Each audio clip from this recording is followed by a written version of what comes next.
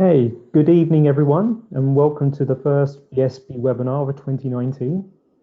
This evening, we continue the theme of introducing a new classification of periodontal diseases, but with particular reference to the UK implementation guidance developed by the BSP that was recently published in the British Dental Journal.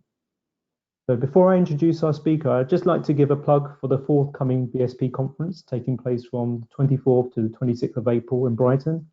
As always, the BSP have organised an excellent programme and I would strongly urge you all to attend.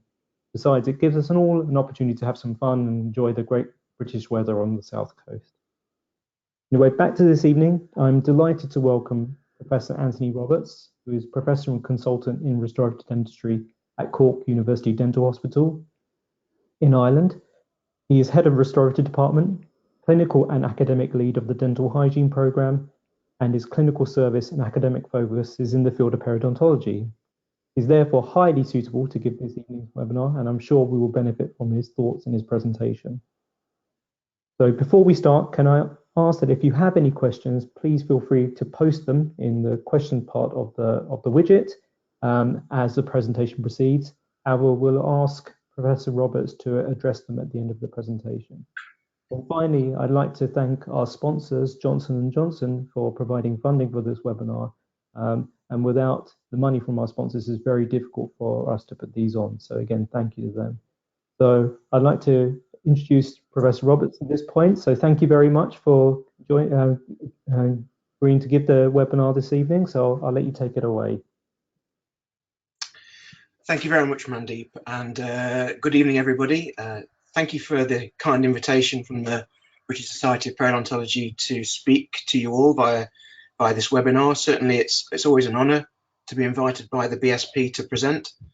I've been a member of the BSP since 1998, and although I moved to the Republic of Ireland in 2014, I retained my membership and hope that I continue to promote perio in both the UK and Ireland. The webinar is, of course, one of a series of those commissioned by the BSP, and I suspect that one of the reasons that I've been personally asked to present is that I'm very much a new user. And what I mean by that is that I played no role in the production of the new classification system, and therefore, like the majority of the audience, I suspect, I'm in a position where I'm getting to grips with the material for the very first time.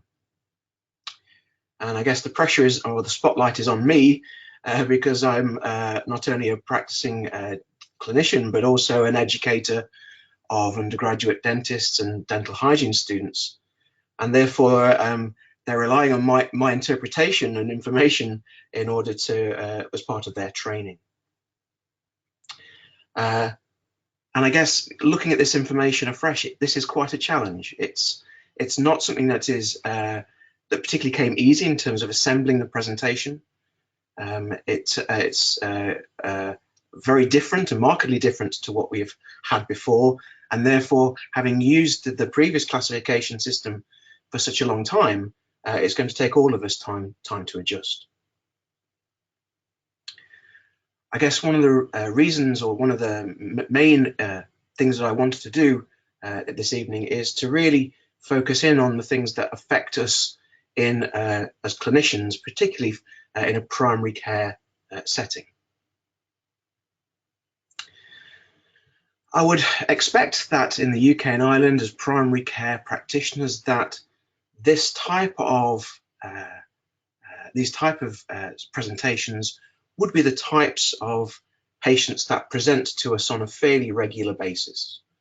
And of course, we use the BP coding as a screening system to try to identify those patients who do have periodontal problems from those that don't. And in terms of the profile of patients that we see, hopefully we see a lot of periodontally healthy patients, but we will also no doubt see those with chronic gingivitis and also those with chronic periodontitis. And I guess the reason for having aggressive periodontitis up on the screen as well is to highlight or refresh our memories that the BP system, of course, is not a diagnostic system, and that any one of these codes could lead to a variety of different diagnoses. But in terms of the common profiles of patients, that we would see, then chronic periodontitis would be the most common periodontal disease that we would see. And all of these conditions can, of course, take place on a previously diseased periodontium. As Mandeep alluded to just a few moments ago, there's been a very recent publication in the British Dental Journal. For those of you who are unaware of the publication, then I would urge you to read it in conjunction with the content of this webinar. In fact, if I haven't done my job properly and you're confused by the end of this webinar, then I'd urge you to seek this publication as your first stop to try and sort of straighten your ideas and mind frame. As you can see from the title of this slide, it really is in relation to, or the BSP is trying to assist the implementation of this new classification into clinical practice. Within the body of the paper itself, there is a very useful figure, an algorithm, which leads the clinician through the decision-making journey. And it's something that I'll be making reference to intermittently through the webinar. The reason for highlighting it at this point is that this is a very clear decision tree, and it very clearly directs the clinician via the different BPE codes, and therefore links the clinical findings with the classification scheme, and then ultimately onto the diagnosis and treatment plan. If we just step back a little bit and unwind things a little, historically, the European Federation of Periodontology has had regular workshops to assist us in forming a contemporary consensus and evaluations of evidence such that clinicians can use those recommendations that stem from those proceedings and publications. And on the right-hand side of this slide, you can perhaps see some of the topics that have been discussed and considered through those EFP workshops, and I've recorded here since the 5th European workshop in 2005.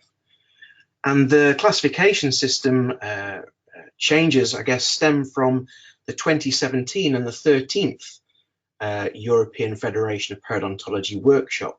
Although I should add, it wasn't a sole EFP workshop, it was done and performed in conjunction with the American Academy of Periodontology. So although through that time, through the time that's elapsed since 2005, there's been a significant change in our knowledge, our understanding of the pathogenesis of periodontal disease, and now we're seeing a change in terminology. And what I want to try and convey through this webinar is that, and in this slide, is that although the information has been changing over the years, I'm still seeing the same type of patient profile as I saw before this classification system and the previous one. And so one of the things that clinicians need to try to understand, if at all possible, is that the patients are still the same type of patients. It is just that our knowledge and understanding has changed. So in overall management of patients in terms of the treatments that we provide for them, then the classification changes shouldn't really change much at all. Both Mandeep and myself have already mentioned that this is one in a series of webinars. And so before I go any further, it's important to acknowledge my colleagues who've presented on this subject area before me. Like you, I listened with great interest as they gave very detailed and informative presentations that led us through the changes in relation to health and gingivitis by Professor Ian Chappell, periodontitis by Professor Ian Needleman, and systemic conditions with Professor Francis Hughes.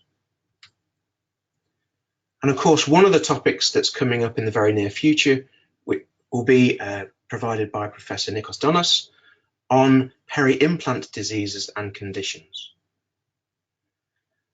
And I guess in preparing this presentation, I've taken a great deal of inspiration from those presenters, and because they were particularly involved with the production of the guidelines in the first instance, and also in the BSP publication.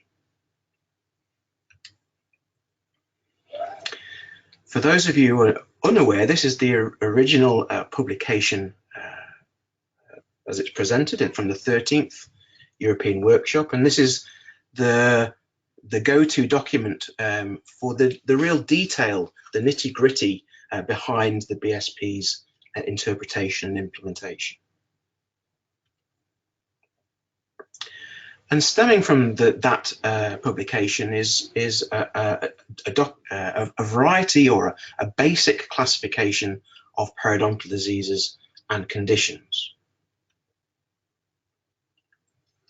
For those of you who were fortunate enough to hear Professor Francis Hughes speak about the classification system, I took great interest in him describing it as almost like a pick and mix, in that there are a variety of conditions from which you can select one of them, and that in addition to those, then you can also add in a variety of other conditions which could be potentially superimposed upon the one in yellow. And of course, that's a reflective of the fact that patients can present with multiple pathologies. They may present with periodontitis, as in point 4, but they also might present with a periodontal abscess, number 8, or a periodontal endodontic type lesion, number 9. And so here is presented a very basic classification of periodontal disease. What I'd like to do is to represent it slightly differently through this webinar and present it as a pictorial representation, so that as we go through, we can see specifically where we are in terms of its stage and in relation to the overall scheme. So in terms of categories at the top, we have periodontal health and gingival diseases and conditions. And under that heading, we have periodontal health and gingival health. We have gingivitis caused by dental biofilm, the dental biofilm. We have gingival diseases caused by non-plaque-induced biofilm. And then under periodontitis, we have necrotizing periodontal diseases, we have periodontitis, and we have periodontitis as a manifestation of systemic disease. And I guess you can see at this early stage that periodontitis alone has replaced the distinction that we previously used to make between, for example, chronic and aggressive periodontitis. And then we have a list of conditions or other conditions affecting the periodontium. Systemic diseases or conditions affecting the tissues, perioendo and periodontal abscess lesions, mucogingival conditions, traumatic occlusal forces, and tooth and prosthetic or prosthesis related factors. And in yellow, I've indicated the elements which are going to form the basis or the backbone of this presentation. And if time allows, then I'll also cover the areas that are in green. But I really wanted to focus in on the areas that are in yellow first, because I feel that those are the ones that are of most significance to the general dental practitioner, and of course are those that are covered most significantly within the British Dental Journal article. Excuse me. So if we start with the periodontal health and gingival health section. And the first thing to identify is that this is a completely new category that defines health. And that seems a little bit strange given that there have been multiple classification systems previously. And so it's obviously an area that is difficult to assess. One of the things that as clinicians we find particularly difficult is determining when a healthy patient has gingivitis. And indeed, one of the conundrums that we've been dealing with is trying to determine if we have a patient who has pristine, healthy tissues, but has in their mouth perhaps just one site of inflammation, does that make them a gingivitis patient? Or equally, because they have, are they just simply a healthy patient that has one site of gingivitis? And if we think about the healthy tissues, then pristine tissues are really quite rare.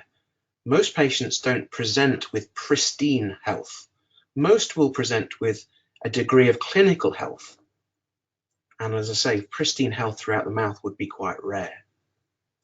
Even in our mouths, as dental professionals, we would hope that we would aspire to have pristine health, but the reality would be that we'd be clinically healthy, however diligent and well-intentioned we might be. So I wonder, how do we think about our patients? Do we think about them make diagnoses on a site basis, or do we make distinctions based on a case basis? And I think that's one of the things that the new classification system has tried to address. So if we look specifically at the classification of health, you can see right from the outset that actually there are a number of possibilities and clarifications that need to be made. There can be clinical health on an intact periodontium, as per the lower left clinical image. And this is where you'd see an absence of attachment and or bone loss. And there can also be clinical health on a reduced periodontium. And the reduced periodontium options could be perhaps as a successful outcome of periodontal disease treatment, as per the lower middle image, who's clearly demonstrating some gingival recession following successful periodontal treatment. And there can also be a reduced periodontium, clinical health on a reduced periodontium because of something like gingival recession, or indeed crown lengthening surgery that we might undertake for patients. And so the reduced periodontium categorization could actually be in a periodontitis patient, as in the patient on the left, or in a patient who is not periodontally susceptible, as on the right-hand side. So if we now move away from health a little bit and move to consider gingivitis, and specifically start to consider, when does health become gingivitis? Because that is really quite important for us to determine in terms of our clinical interventions. Well, it's probably no surprise to the audience out there to find out that the real distinction is made on the basis of blood and bleeding on probing. So let's look at that in a little bit more detail. And here is a table taken from the most recent BDJ article, which looks at the clinical parameters comparing health and gingivitis in more detail. And in this particular table, you can see in the top left-hand side that we're considering now an intact periodontium and comparing both health and gingivitis for various parameters, including probing attachment loss, probing pocket depths, bleeding on probing sites, and radiographical bone loss. And you can see that I've highlighted the differences in red here, and the key aspect to the difference between health and gingivitis is the number of bleeding on probing sites. The key cutoff is at 10%, such that gingivitis cases are considered bleeding on probing sites of 10% or greater, and healthy sites are less than 10%.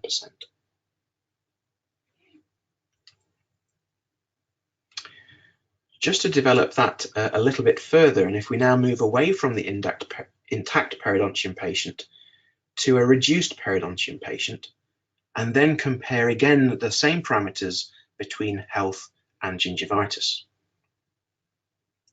we can see that now there's attachment loss in both cases, as you would expect with a reduced periodontium. The pocket depths remain low at 3 millimeters or less. Bone loss is possible in both cases, and again the distinguishing element is really the amount of bleeding on probing, and again using this 10% threshold.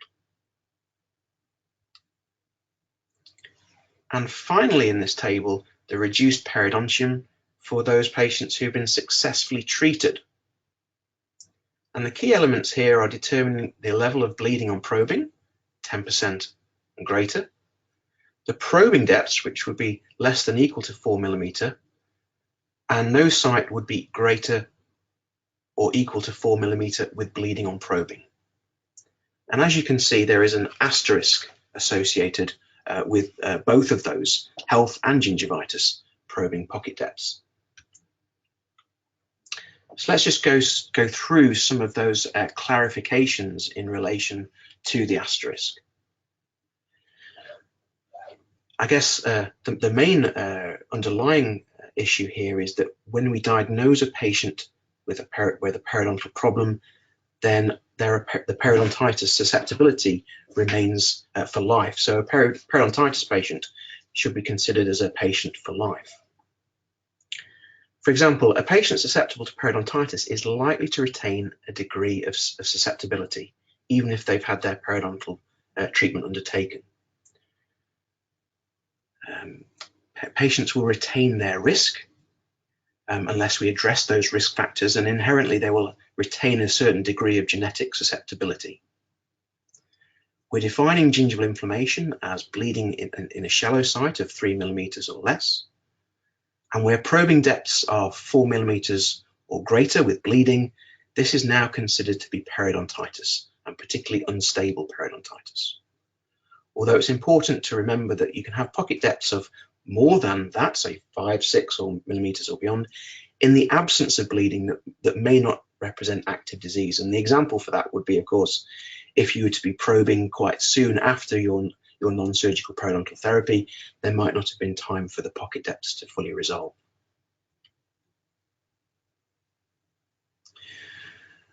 So I think perhaps gingivitis has historically been something that has been overlooked by many colleagues.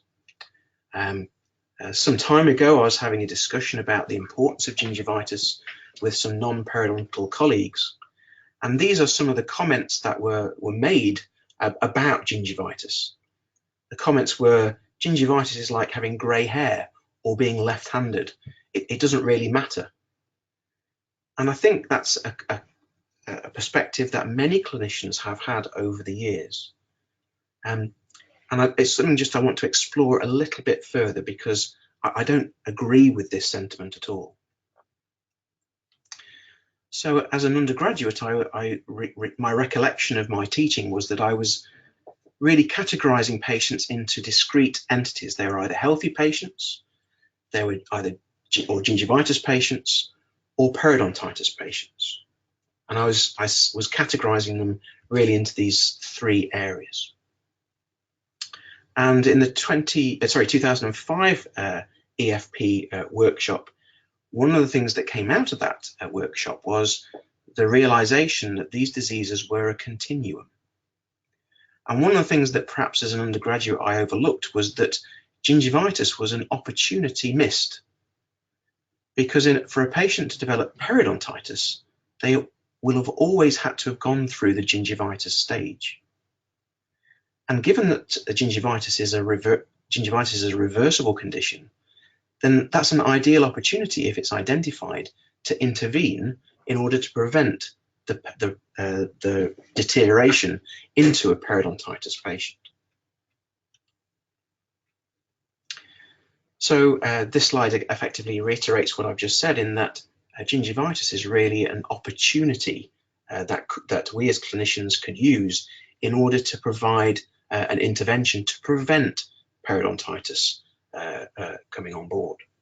And some of this slide I will come back to later in the presentation.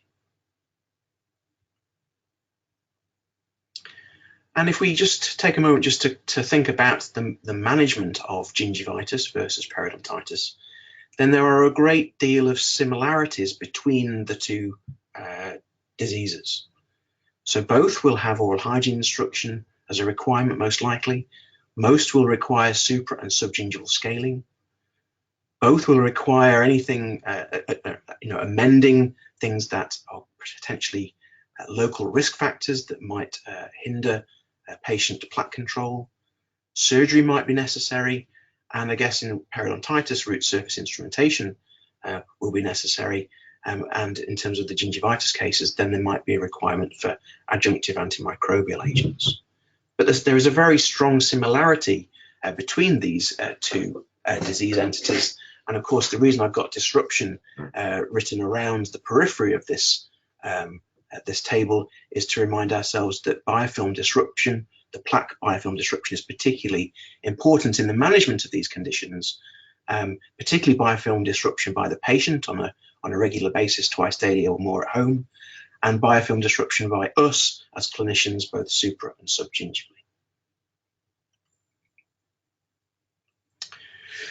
Excuse me. One of the things that I tried to emphasize at the beginning was that the algorithm that's contained within the British Dental Journal publication really focuses in on the management of patients using the new classification system based on their BPE. And specifically reference is made to the BPE code 3. And of course, the BPE code 3 is where the first black band on the BPE probe is partially obscured. And that black band extends from 3.5 to 5.5 millimeters. And so the inference from that is that if you've got a patient, or if you're identifying a BPE code 3 in a patient, then you must have a pocket depth that is at least 4 millimeters. And as we go through the presentation further, you'll see that the BPE code 3 and 4 is now identifying as a periodontitis case. And this is the algorithm that I was just speaking about just a moment ago, and this is part of the decision tree. So let's now look at periodontitis. And so as I alluded to earlier on, we have a category of periodontitis, and we have lost the delineation between, for example, chronic periodontitis and aggressive periodontitis. And the rationale for this move has been that really we better understand the disease processes than we did before. Previously, my understanding had been that aggressive periodontitis was really associated with a hallmark organism, microorganism, AA, Aggregatibacter actinomycetum comitans. But now, as our understanding and knowledge has improved, in actual fact, that organism is not present in all aggressive cases at all, in perhaps less than 50%. So our knowledge has certainly influenced our move away from delineating chronic and aggressive periodontitis. So let's now look at some background information before we launch into the cases, because without this information, it would make the cases difficult to follow. Excuse me. Well, the first thing is that we've got to get used to the terms staging, extent, and grading, because these are part now of our assessment requirement. If we deal with staging first, this is a mechanism whereby to determine the severity or complexity of management. There are 4 stages in the staging section, so 1, 2, 3, 4, relating to early mild, moderate, severe with the potential for additional tooth loss for stage 3, and stage 4 is severe, very severe, and the potential for dentition loss. The extent, we have localized, generalized, or molar incisor. So this is really the distribution of the periodontal diseases. And in terms of the grading, we have slow, moderate, and rapid. And that obviously relates to the progression of the disease. And over the next few slides, I just want to go through those elements in a little bit more detail. So you can see that there are 4 stages outlined, and the basis for the assessment is made on the level of the interproximal bone loss. And this is, of course, bone loss being assessed on, of course, by radiographs. And particularly on the radiographs, we're looking at the worst site in the mouth. And for stages 2, 3, and 4, you can see that that assessment is actually based upon the whole length of the root, whether the disease process extended into the coronal third of the root for stage 2, the middle third of the root for stage 3, or the apical third of the root for stage 4. And of course, for early periodontal disease, it may not be the case that we have periapical radiographs for those early cases. And so there is a caveat, or there's a rider, if you like, such that if only bite wings are available, then stage 1 would relate to less than 15% maximum bone loss, or 2 millimeters distance from the CEJ if bite wings are only present. So let's just quickly run through a case to run through this staging process. And for ease, I've put the criteria on the top right-hand side so that hopefully we can run through this together. So here we have obviously a periapical radiograph, and we'll assume for this purpose of this webinar that this is the site, this is the worst, that has the worst bone loss in the patient's mouth. So what we firstly need to do is, of course, identify some of our landmarks, and in particular, I want to identify the root apex with the red line, and I'm particularly looking at the upper right central incisor in this particular instance. So we can see where the root apex level is. We can perhaps see where the cemento-enamel junction level is. And of course, the bone level is in and around the cemento-enamel junction. Can be up to around 2 millimeters or so away from the CEJ. But for the purposes of this webinar, we'll use the CEJ as the reference point. And then if we split that distance into thirds, so that we have coronal third, middle third, and apical third, and I've put on the red lines there to delineate those areas. And hopefully you can see that the interproximal bone loss has extended into the middle third of the root length there, and I've tried to identify that with the blue line and the cross. And I guess this already raises a little bit of an issue that my colleagues in previous webinars have already highlighted, and that is there is a degree of interpretation. If I just take the blue line away, then you can see that in some areas the radiolucency has extended into the middle third, but not in all areas. But as we're considering the worst area, my consideration is that is extended into the middle third of the tooth. And given that it's extended into the middle third, this is a stage 3 severe staging class. If we move on to another example, here we have a full mouth OPG, and in some areas the bone levels are clear, but in other areas less so. And if we just take one of those teeth and identify that as the tooth that is worst affected in the mouth, and consider the criteria as outlined above and as discussed previously, the first thing to identify is our landmarks, the cemento-enamel junction and our root apex, followed by dividing the root length into coronal, middle, and apical thirds. As an aid, I've tried to draw on the vertical bone defect that's associated with the mesial aspect of the tooth and its extent, which extends into the apical third of the tooth, and therefore this is stage 4 and very severe. Now, as well as the webinars that were presented, there were a great number of questions that were asked following the previous webinars.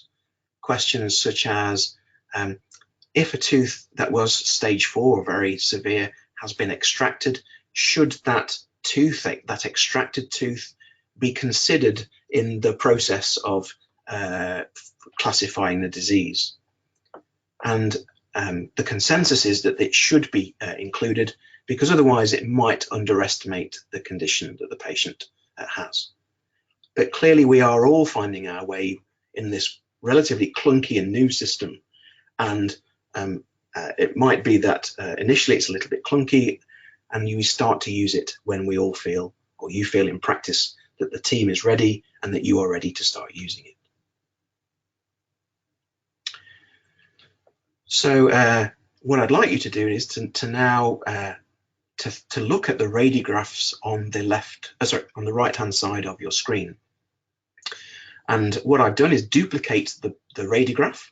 So the upper one and lower one are identical, but I've simply superimposed on the lowermost image where the cement enamel junction is and where I feel that the outline of the worst bone defect might be. And for just a moment, I'd just like you to try and pick out for yourself what stage of bone loss you feel that this patient has.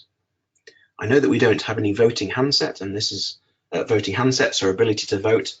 So I'm not going to send Mandeep into a tailspin by asking you all to vote online.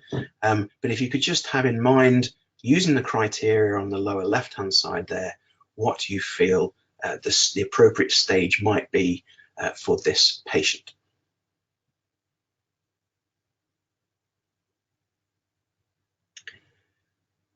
Well, if we can now proceed. Well, for me, this I think this is a moderate case in that the bone loss has extended beyond 2 millimeters from the cement enamel junction on the bite wing, and we're into the coronal third of the root.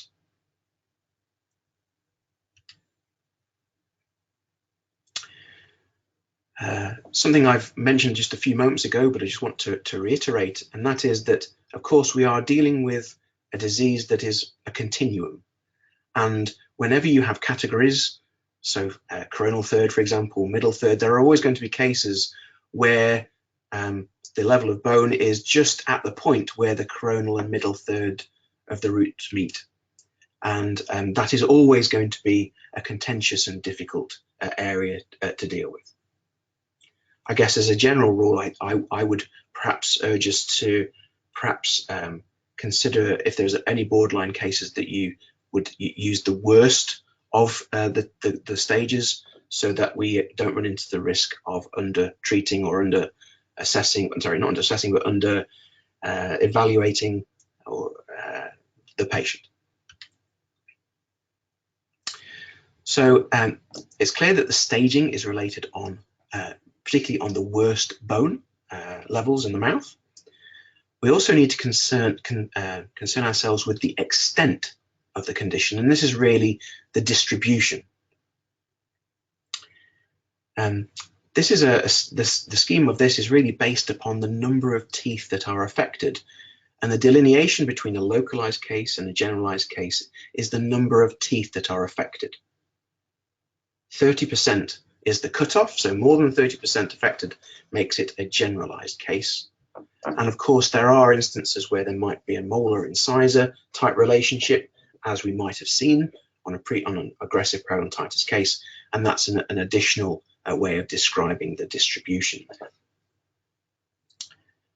One thing that I think I've started to do in recent times, and that the new classification system really lends itself to, is that when I'm undertaking the BPE, not only will I actually undertake the BPE, but I'll also ask my nurse to make a list of teeth with pocketing, such that when I identify a patient, an area with a code 3 or code 4, I'll actually call out not just the BPE code in the area, but I'll also call out any of the teeth within a quadrant that I identify.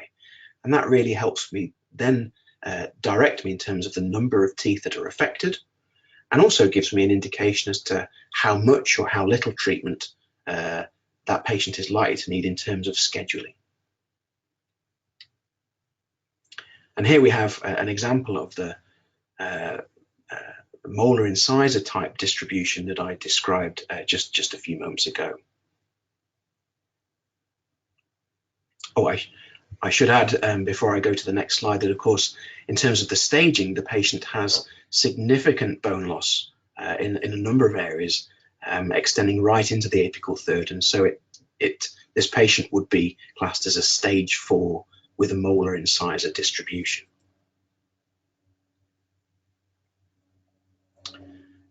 So as well as the staging and extent, we've also got to consider the grading. And the grading is an opportunity to think about the rate of progression. This can be a significant challenge for clinicians, especially when patients move freely between dentists and practices more so than ever before. And of course, trying to establish the grade of patients without sequential radiographs is a significant challenge.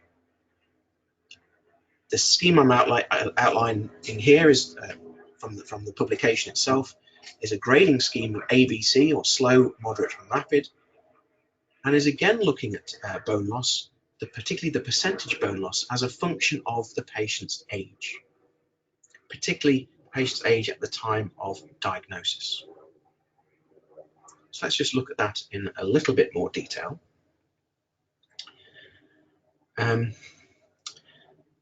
So I guess if you're identifying a patient that has a percentage bone loss that is more than the patient's age, then the ratio is going to be greater than 1, and so that is going to be a rapid rate. If that percentage bone loss is less than half the patient's age, then the ratio is going to be slow, and less than 0.5. And I guess the point really to clarify on this is really in relation to the importance of identifying periodontal disease in younger patients as compared to older ones, in that if you have a young patient with perhaps who's age 30 and that they have 30% bone loss associated with their dentition, then that's much more significant to us than identifying a patient who perhaps might be in their 60s with the same amount of bone loss associated with them. Clearly, the rate would be much more significant in the younger patient.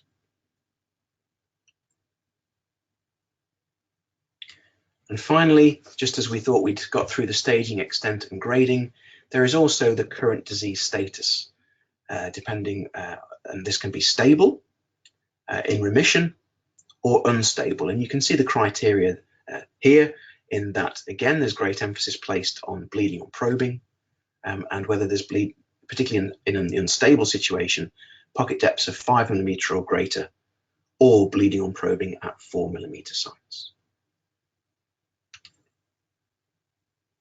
And so now I made reference to this and showed you earlier, but when I was talking about health and gingivitis, and now you can see the full scheme, in that periodontal health can move to gingivitis, and then from gingivitis it could move back to periodontal health with successful therapy, or it could deteriorate and become a periodontitis. And then there are different options within that periodontitis setting, which might be stable, remission, or unstable. So now what I'd like to do is just to run through some of the cases, and the cases that I'm using are cases that have recently come through our undergraduate student restorative clinics. And the format of the slides is similar for the cases that I'm going to run through, in that the table on the top left-hand side really is just acting as a reminder of the stages or the processes that we need to go through as we consider each of the cases. So let's now have a look at some cases. So here we have a 32-year-old male with nothing of relevance in their medical history. They're brushing once daily, but using no form of interproximal cleaning technique, and are an irregular attender, having never smoked. You can perhaps see from the clinical photographs and from the radiographs that are included that there is some non-periodontal pathology present. And in terms of the bleeding on probing and plaque scores, they're 25% and 75% respectively. The BPE codes for the patient are all 2, and you can see the radiographs at the bottom of the slide just there. So if we have a look specifically at the information elements that might assist us with the classification process, then I guess one of the first things to identify is that the bleeding on probing level is greater than 10%. There is no attachment loss, which, combined with that information of bleeding on probing being greater than 10%, means that we have a gingivitis case.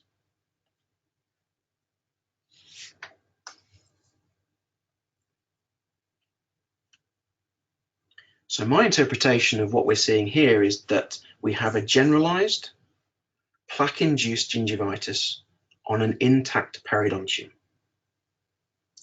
I've also included in the yellow box down there that there is a mucogingival recession defect, and indeed there is. You can perhaps see it on that lower central incisor here. And that classification is something that I'll perhaps touch on later on in the presentation if there's time.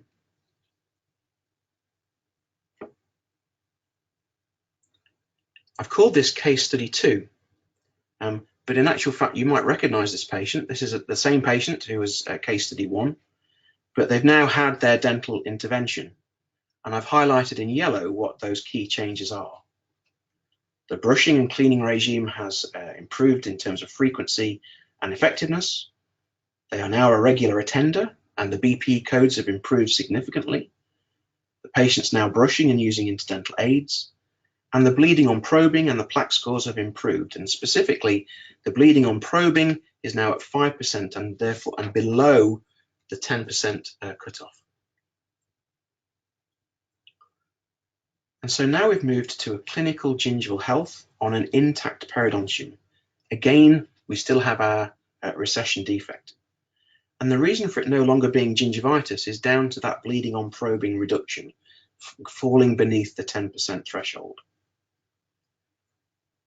I guess the recession defect is a little bit of a confounder, because one could argue that in that recession area we have a reduced periodontium. But given that that recession defect is only associated with one site, I think saying that it has a reduced periodontium is perhaps a little bit misleading.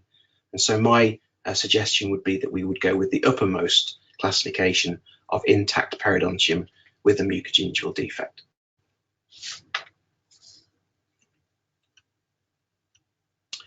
If we now move on to a different case, case study 3. Here we have a 67-year-old female from medical history, and these are true cases, so some of the information is relevant, others are not. This is a patient who has migraines and something called restless leg syndrome. They brush 3 times a day using a children's toothpaste, and they state that they can't sleep with it unless they've flossed their dentition. They're a regular attender, a never smoker, and then the mother was edentulous at the age of 16 years of age. Of interest is that the patient has a bleeding on probing score of 23%, plaque score of 22%, and 24 out of the total of 27 teeth have code 3, BP code 3.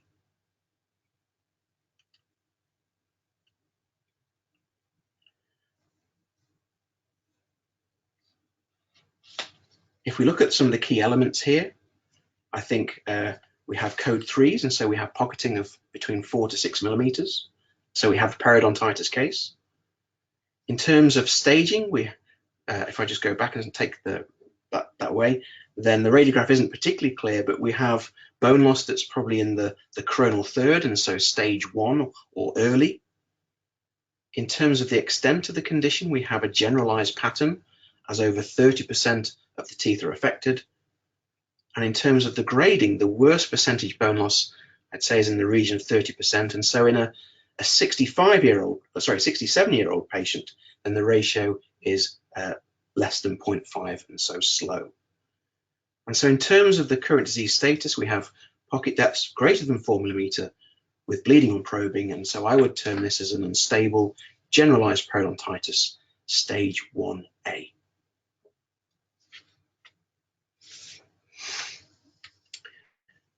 If we now move to case study 4, which is, as you might recognize, the treated version of the previous case.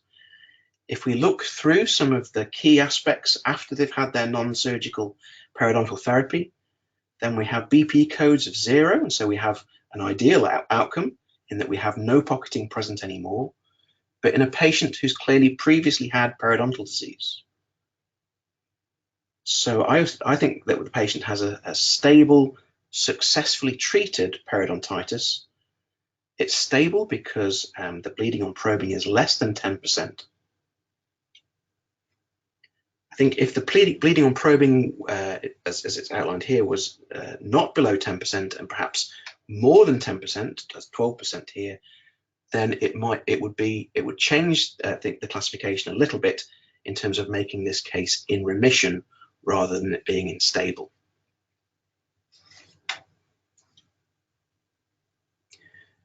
If we now look at the patient again, but this time consider them as having a suboptimal response to non-surgical periodontal therapy. So you can perhaps see here that the BP codes have remained high. We still have pockets of 4 to 6 millimeters, and so we have unstable periodontitis.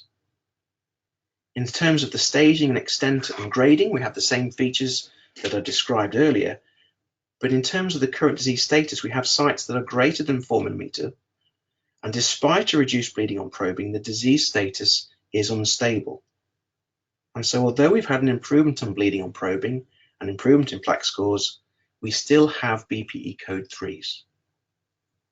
And that's something that I just want to touch on specifically for a moment, because of course, many of you will be familiar with the guidance change in terms of the BPE that took place in 2016. And here is a screenshot just simply identifying some of the changes, particularly in relation to code 3 sextants. And if I just highlight that code 3 sextants should have a 6-point or a detailed periodontal chart after the initial therapy. And in a non-responsive patient, as per the patient I just showed you, that's really a good strategy because it will help better determine what's going on with the patient. Where there is a successful outcome, then perhaps a detailed periodontal chart isn't necessary because BP code 3s might not be present anymore. Case 7, here we have a 60-year-old male. Medical history on statins, brushing once a day, no interproximal cleaning, a symptomatic attender and an ex-smoker. And again, there is some non-periodontal disease pathology going on in this patient. Their bleeding score and plaque score, bleeding on probing and plaque scores are 40% and 85% respectively. And the majority of teeth have pocketing of 5 millimeters or greater. And you can see that the BP codes range from 2 up to 4 asterisk, and the radiographs are shown. So if we work through this process again, the BP codes are identifying periodontitis.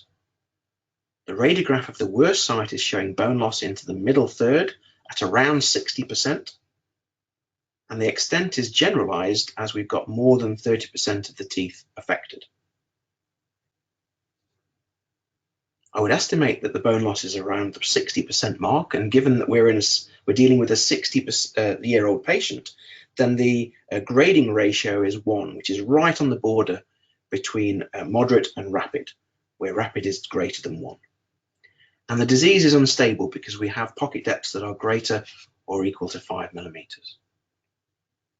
And so in this case, I think we're dealing with an unstable generalized periodontitis, stage 3 and grade B.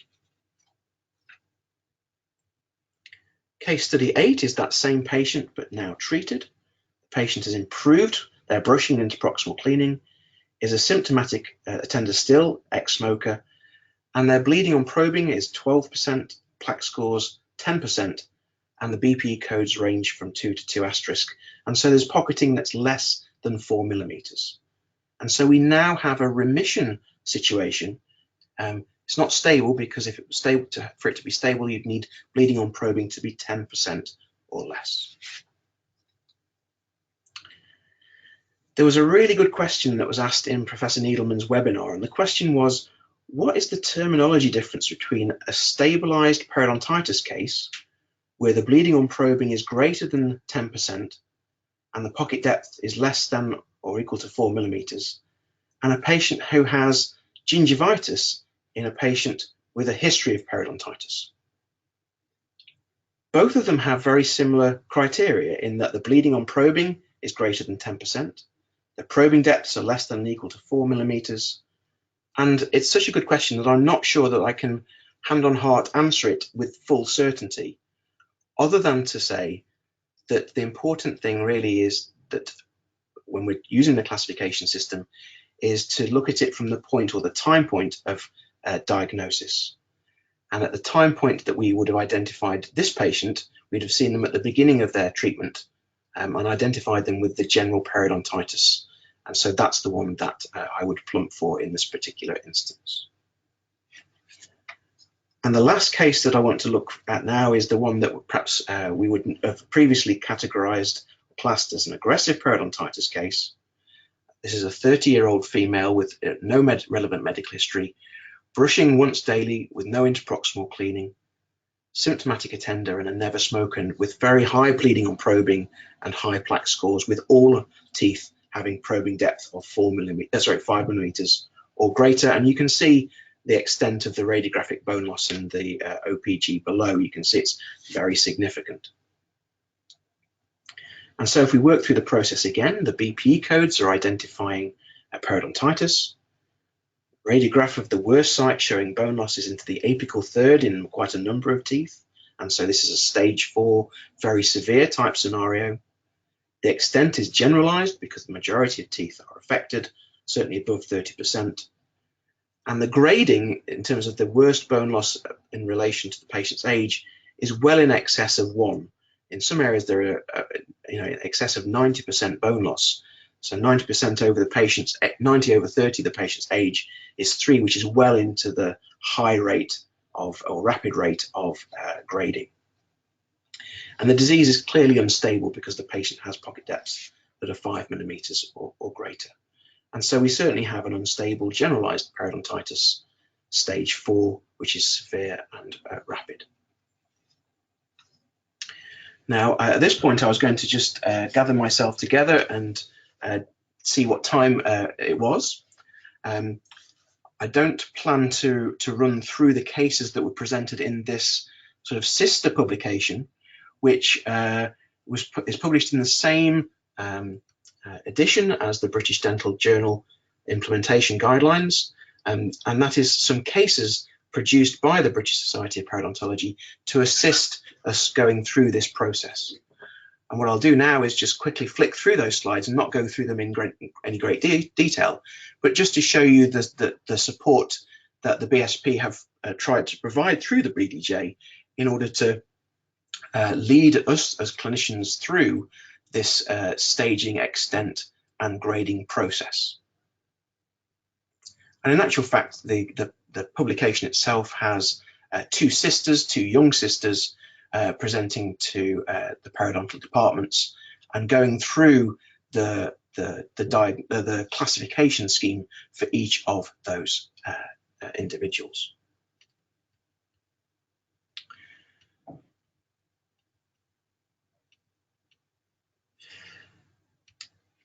At this point, I want to reference the algorithm again.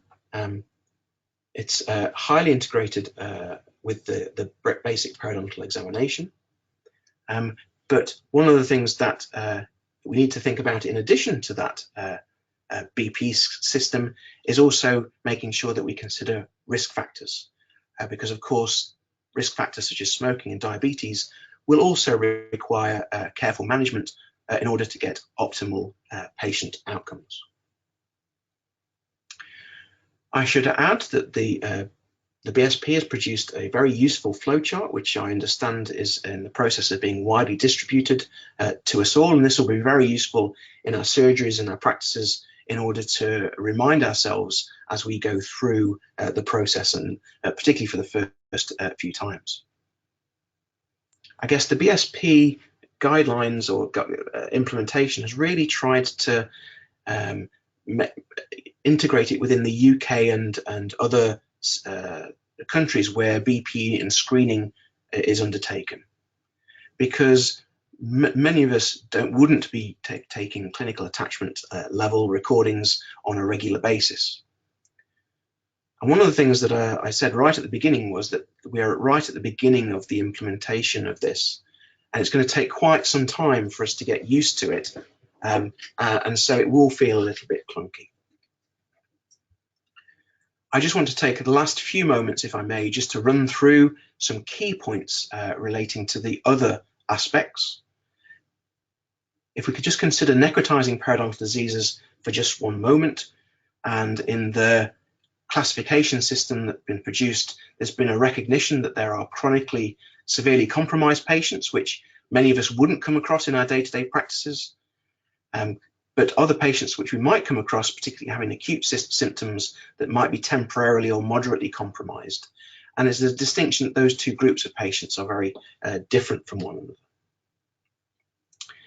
There's also clarification in relation to periodontal endodontic type lesions, particularly identifying periodontal endodontic lesions with or without root damage, and specifically then subcategorizing them, the ones without root damage, into either periodontitis patients or non-periodontitis patients.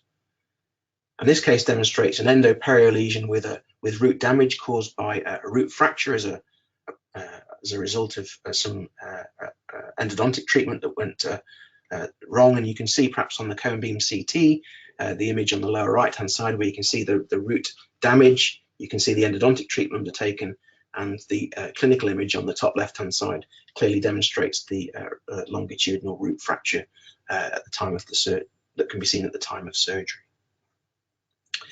I mentioned recession earlier on, and in the classification system there seems to be a move towards the Cairo classification system.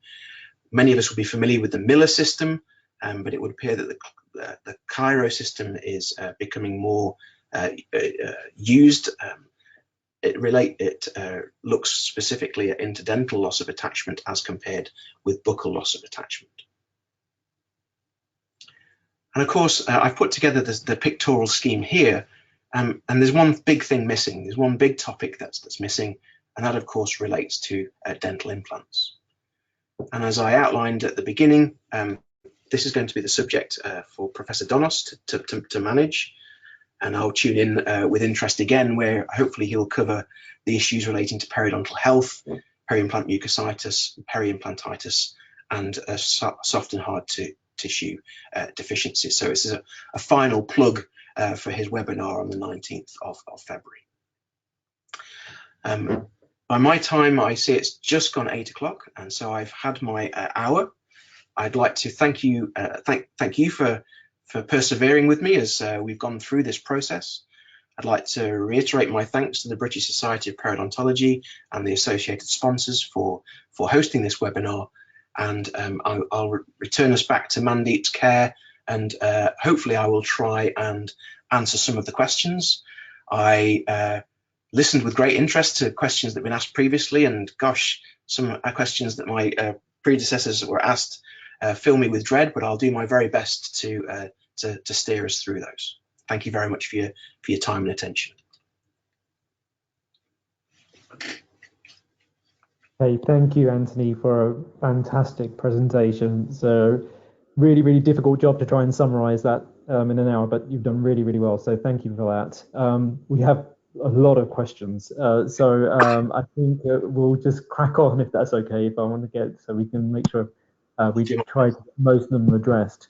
One of the common themes that's coming through is really the role of 6-point pocket charting, and some of our audience are asking, well, is it important now, or do we just need to concentrate on BP and periapical radiographs for diagnosis? Well, I think that's an excellent question. I think in general terms, the importance of detailed periodontal charting is increasing. And one of the things that is particularly noticeable as we've run through that process is the reliance upon us identifying what level of bleeding on probing and bleeding that there might be. And of course, the detailed periodontal chart is one of the ways in which we record bleeding on probing at sites. And so I think it is going to be something that is going to slightly change. It's going to help us in terms of providing the correct classification for patients. So I think, yes, it's going to be of extra importance. Yes, I mean, I think I would also reiterate that obviously if you go through the algorithm, that if you've got patients who've got BP coded 3 who have been treated, and you've got people, patients in BP codes of 4, it will still require full charting.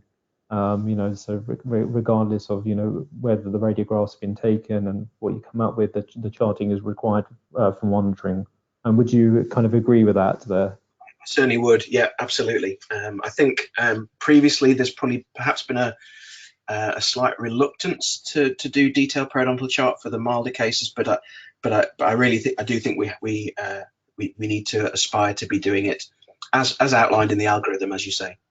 Okay, great. Okay, so I'll come to some of the other points. We've got a couple of questions about assessment of third molars in the classification. Do we include those, being as they're not included as part of the BP, or are they being put to one side? What's your understanding of that? So I guess I try to take quite a pragmatic approach in relation to this, in that in general terms, we know that the BP doesn't usually account for third molars, but in situations where there are no molars, for example, and there is only one standing molar which happens to be the third permanent molar, then I guess on a practical basis, then I do tend to include it.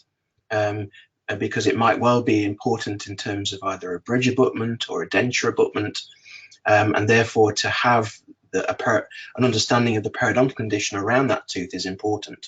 And so although it doesn't form part of the BP on a day-to-day basis for the majority of patients, I think for some patients it needs to be undertaken. So Okay. a case-by-case basis. Okay, excellent. So again, further elements or further questions regarding the diagnostic aspects. So if we go to, there's one here which I think we'll go through. Okay, so here's another question that we got. So, for example, when we're describing stage 1 disease, for example, with the use of bite wings, can we just clarify, when you're assessing radiographically, does that take into account the normal distance or of the bone crest from the CEJ? Yeah, I guess I trying to determine exactly where the bone height is on radiographs, or where it should be on radiographs, is actually quite difficult, because the relationship of the bone height to the CEJ is a little bit variable. Yeah. And so what I tend to do, which I guess is in slight contrast to Professor Needleman's presentation, where he overlaid 2 millimeters beneath the CEJ as the starting point. I guess on a practical basis, I personally tend to use the cement enamel junction as the most readily identifiable radiographic landmark to start my evaluations from. But I absolutely recognise that the bone height is not always at the cement enamel junction, and I think that is a real area of difficulty for us as clinicians, is to have a real handle on that. Yeah, I completely agree, actually. Again, especially with the borderline cases between 2 and 3, it can be, that kind of distinction it is quite challenging to make, to try and assess that. So again, keeping on the theme of radiographs. So we've got some questions. So some people are asking, well, are radiographs required in all cases? And do we always need a periapical to grade severe and very severe?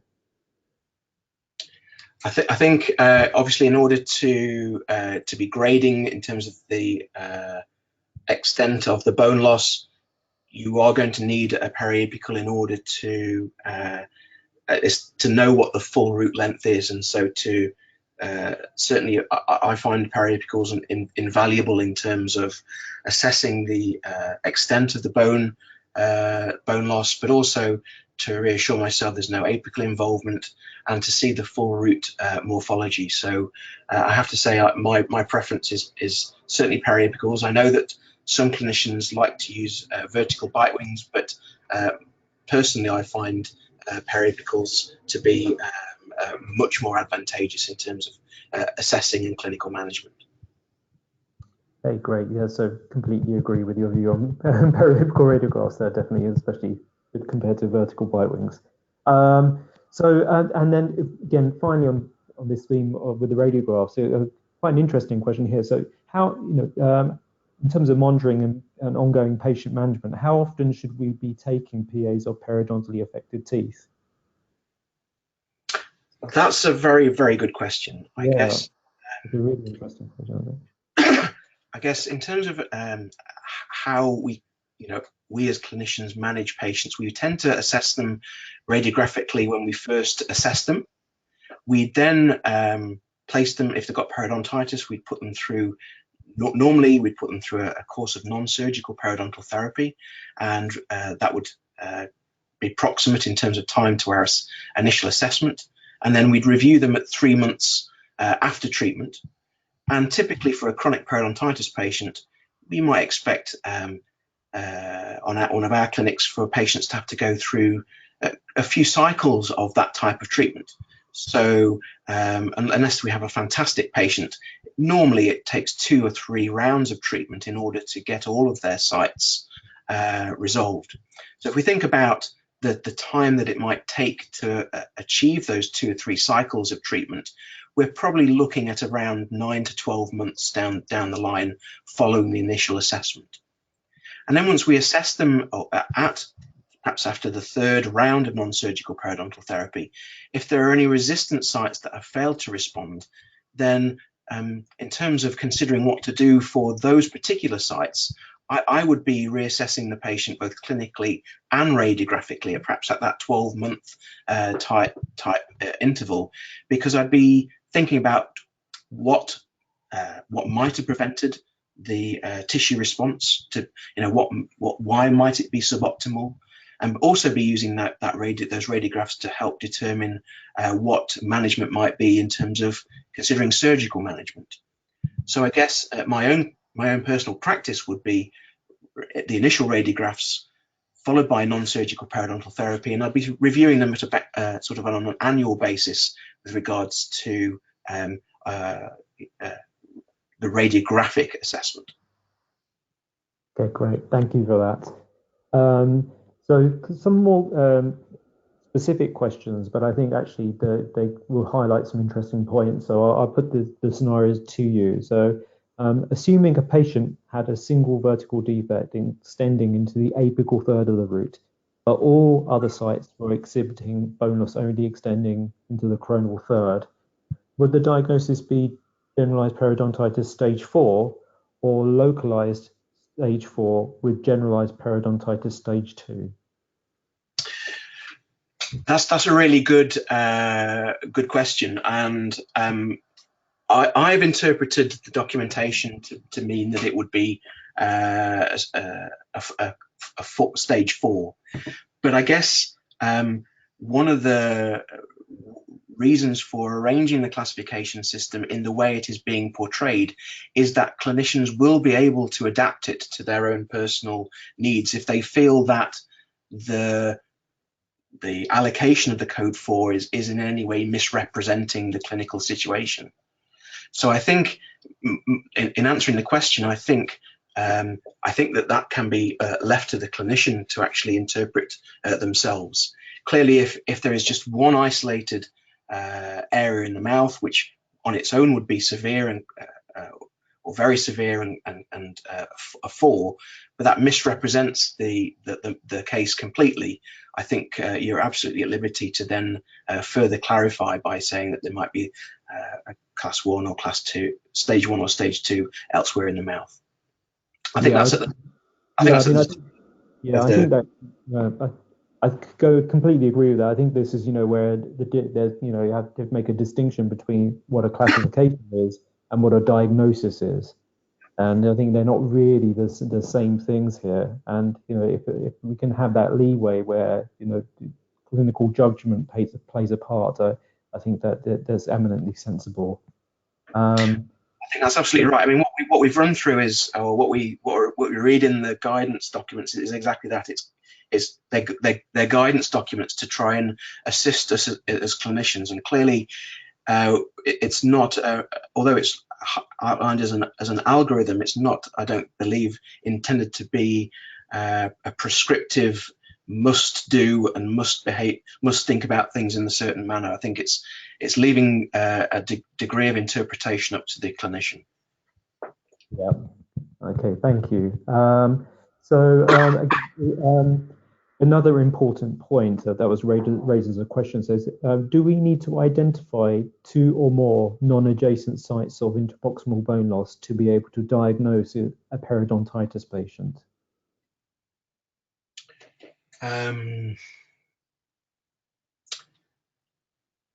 My understanding is that it's if you're identifying interproximal bone loss alone, that is sufficient.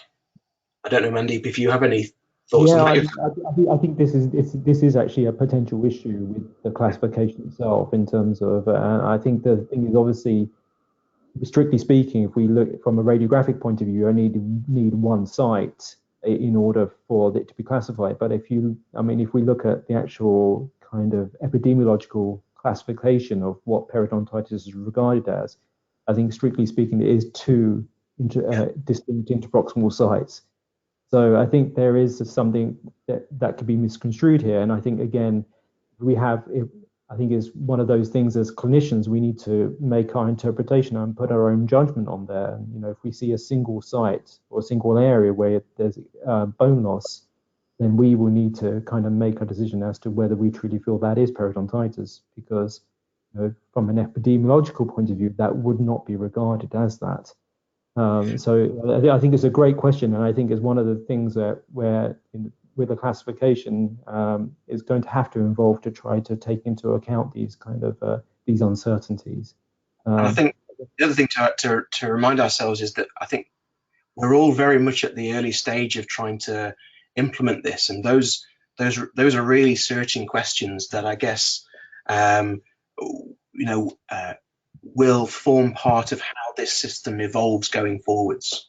I think we have the building blocks in place, but things will continue to evolve and perhaps change with time a little bit as things become clearer going forwards. And the classification system is a framework to allow those changes to occur.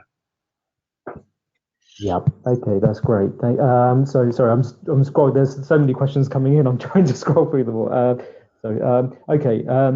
So maybe we'll go more into treatment aspects now. So one of the questions is, would you treat molar incisor periodontitis the same you would treat aggressive periodontitis, or what was previously known as aggressive periodontitis? So I think yes. I think what is happening here is really a way of us describing the type of presentation of the patient. Our management of the patient would not really change. Effectively, my mindset is still that I'm still referring to patients as aggressive periodontitis because I've been so familiar with that system for so long. And so when I see a molar incisor presentation, my first reaction is, oh gosh, it's aggressive periodontitis, and the management for that hasn't changed. The patients haven't changed in that regard. So yes, I'd be considering some non-surgical periodontal therapy with adjunctive systemic antimicrobials if I felt that it was a molar incisor presentation and the rate of the progression was significant. Yeah, completely agree with that. I think moving on to that, we've got another question which is very similar. So, but maybe slightly nuanced. So, for example, if you went from a molar incisor pattern and it probably progressed onto say and has become kind of localized, would you say that your rationale to treatment might differ now because of that? So, whereas previously, if you were diagnosed aggressive, you may be more keen on prescribing the antibiotics. So, I mean, does treatment differ between, whether what stage and grade you have, or is your kind of overall management going to be the same? I think my management would essentially not have changed because of this classification system. I think if I had identified a localized defect which I felt would benefit from systemic antimicrobials, I'd still give them. If I felt that I'd get a good response either non-surgically or surgically without systemic antimicrobials, then I wouldn't use them. I think if my sense was that there were localized defects because of what we used to term aggressive periodontitis, then I'd be very happy to go with the systemic antimicrobials as an adjunct to the non-surgical treatment. Okay, thank you. And so let's just carry on. I've got who have we got here now? Okay, so let's just right. So in so many cases, we see patients who have seen their dentist regularly and had treatment, have localized active sites at the time of seeing the patient. So these patients would still be unstable or generalized localized periodontitis. But would you also include reduced periodontium in the diagnosis to acknowledge historical disease, or does the staging do that anyway? I think you could, again, it's up to the clinician's discretion to make to use terminology that most accurately describes what they're seeing.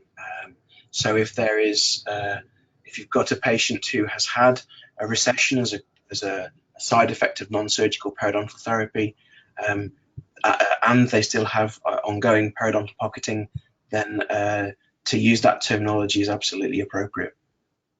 Okay, thank you. So I'm going to go to some more kind of questions more about the implementation of this. So one question we've got here is actually, have you had any experience of using this on the clinics, and have you had any feedback from patients about what their response has been? So I guess in terms of implementation here in Cork, the current situation is that we have yet to implement it for our undergraduate students. I guess the reason for that is that there's a certain amount of tutor education that we need to go through to make sure that as educators that we're all familiar and happy with the system before we embark on implementing it. And so there's certainly going to be a requirement for some CPD events, which we've started to provide to our tutors. I guess the timing of the guidance document was only very recently. And so from a purely logistical perspective, of course, our academic year extends from August, September time through to June, July time. And so implementing it mid-academic year didn't really make sense from my perspective. So our intention is to implement it as on an institutional basis from the next academic year. In terms of our experiences of using it so far, and that's been specifically on staff clinics, on staff consultation clinics, and a lot of it depends on how much you're using it. If you're a high user, you're seeing a lot of patients, then it becomes a scheme that becomes relatively straightforward quite quickly.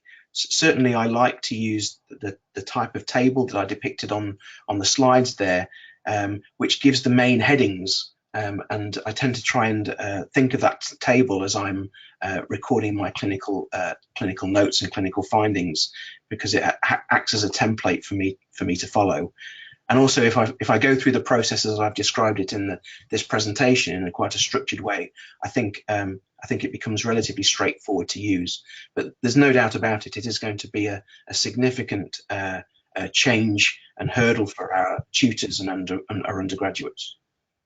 Yes, obviously I completely agree with that, and I think that certainly where we are, we're obviously trying to carefully manage that and making sure that we have all our teachers on board, and obviously we've got students in different years who have kind of had a different experience, so and of the previous classification, and getting them up to speed, particularly the senior years, I think we have to be very careful in terms of almost using sometimes both systems interchangeably whilst we're educating them before exclusively using this new one.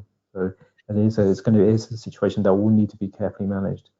Of course, logistically, our students, one of their key questions is if we're introducing anything in middle of the academic year, is which system do you want us to use for the exams? And so we're likely just to see this academic year out and implement in the new academic year.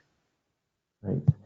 Okay, so we've got another question, this time actually from our previous President Penny Hodge, and she said, actually, she said, can I ask what you say to patients with regard to the new classifications? She said, I'm continuing to tell them that they have gingivitis or periodontitis, which is localized or generalized, mild, moderate, severe. But I feel that speaking to them about their staging and grading may be unnecessarily complicated. But I was asked about this recently with regards to medical legal considerations.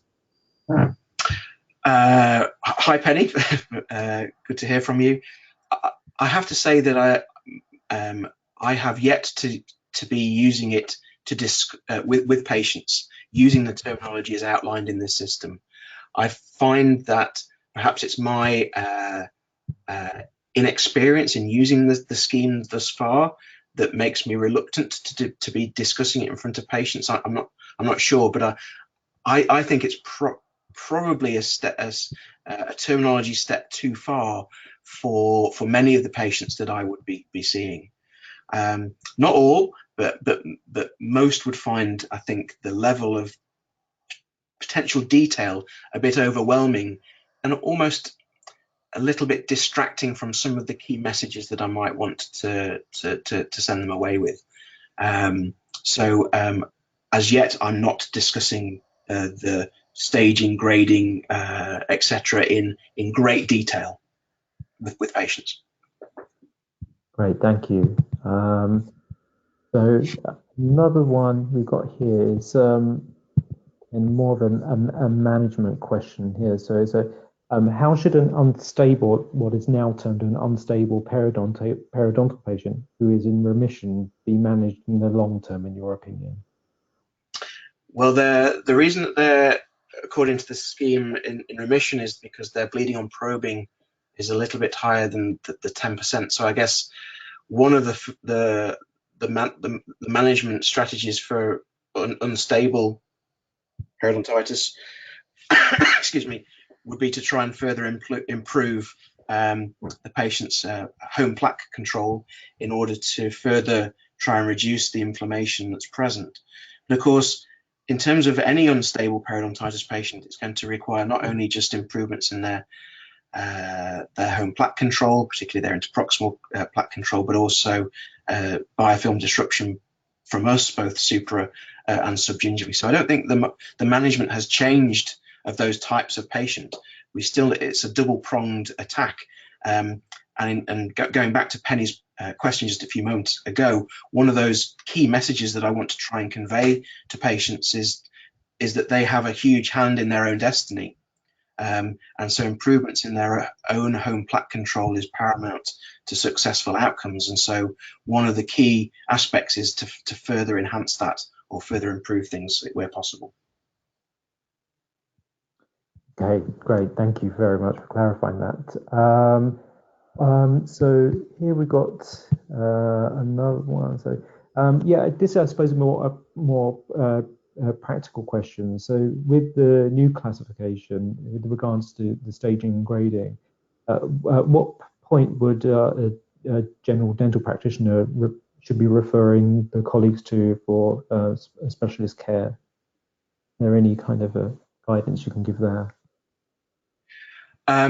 My understanding is that the BSP is working on specific ways of using the classification system to direct or help practitioners through those referral mechanisms. And most hospitals will still be using their tried and tested referral criteria, which would be patients potentially with aggressive periodontitis, those patients with chronic periodontitis who have yet to respond to conventional treatment, those patients who have some form of medical condition that makes management in a general dental practice setting too difficult or potentially potentially too difficult to manage in a practice setting where having a hospital backup would be more appropriate. Patients who might need mucogingival surgery or resective surgery, or where the practitioner feels that the management of that patient is beyond the scope of what they are able to provide for them.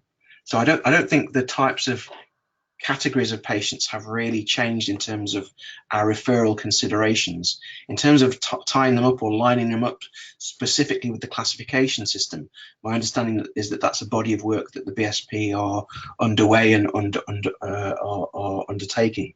But I think for the moment, in terms of advice for general practitioners, is to continue to use the criteria that they've used previously.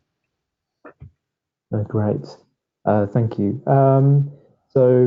Just a last few comments that we've got here. So I think Ian Dunn, who's one of our other webinar hosts, who's put a couple of points in, and he just wants to clarify that once you have periodontitis, it's always periodontitis. It's either stable or unstable.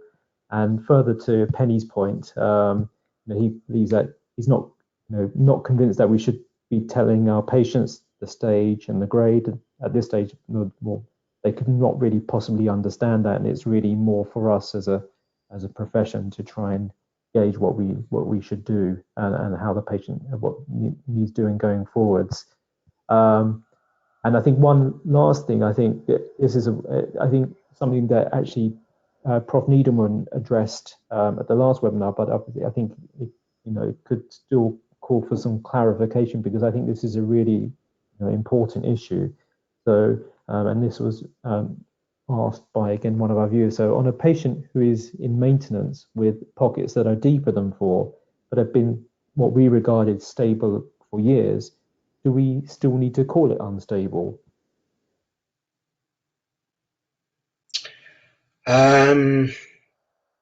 Good question. Yeah. I mean, it is a little. I mean, I think again, I think it's probably one of those where if you've been managing the patient for a while, over a longitudinal period, and it's clear that it is that these are although the pockets may well be slightly larger than you'd hope for, but if there's no deterioration, I think advise you know the patient better than the guidelines, I guess, and so I think that's where the clinician discretion is important. Yeah, absolutely. And I think the final thing is, I suppose, final question that we have that I think we want to address is, so with our colleagues in general practice, what's the advice that you should give them in terms of when they should start using it? Is it from now on, or what would you say? What would be your opinion on that? My opinion would be to start familiarizing yourself with the process as outlined in the BDJ paper, and to start using it at a point where you and the rest of your team within the practice are comfortable to use it. So I think it's a practice decision based on your own personal circumstances and understanding. I don't think that there is a deadline on this. I don't think that it's you must implement this by the 1st of February. I certainly don't have that sense about the implementation. I think it's something that it would be useful to progress towards, but at a rate or a pace that everybody in the practice is comfortable with. Okay, thank you very much. That's great, Anthony. So I think that's all the questions that we have for now. So all the ones that I think were particularly relevant to the webinar. So I'd just like to thank you again for taking the time and the effort to put the presentation together. It was really a fantastic run through guidance, and with some really nice case studies highlighting what your interpretation of those cases were. And also particularly for fielding some of those quite awkward questions. So I'm sorry to put those upon you, but I think those are the kind of things that actually we are going to face, really, particularly from our students, from our colleagues, and in terms of and it's by no means set in stone. And I think, as you said a few times, it's going to be a learning curve for all of us. So thank you very much for kind of setting us on the way, and it's going to be an interesting journey, isn't it? It is certainly, and indeed, thank you, Mandeep, for helping me field some of the questions. Okay, right. Thanks very much, and thank you to everyone for listening. We had a great attendance this evening, and thank you for holding out until 8:30 on a Thursday evening. So you've done great. So just before you leave, I'd just like to highlight that we still have the webinar program is ongoing. So as Prof. Roberts mentioned, that we have our final webinar we're talking about the classification specifically on this time relating to peri-implant diseases, and that's going to be delivered on the 19th of February by Professor Nikos Donos. And then we also have a very special webinar on Tuesday, the 19th of March, which will be actually then the classification or the interpretation of the classification given by some of our UK undergraduate dental students for other students, for their colleagues. So again, that will be, I think, an interesting webinar in terms of what their perspective is and how they highlight it and what they feel the important features are. And it's really great for our students to get involved with the society. So I'm really excited about that. So once again, thank you all. And again, you can get your CPD in the normal way by going to the BSP website. But if you have any problems, then please contact us via email, and we will do our best to help you. Okay. Have a good evening, everyone. Good night. Thank you for tuning in. Thank you. Bye-bye.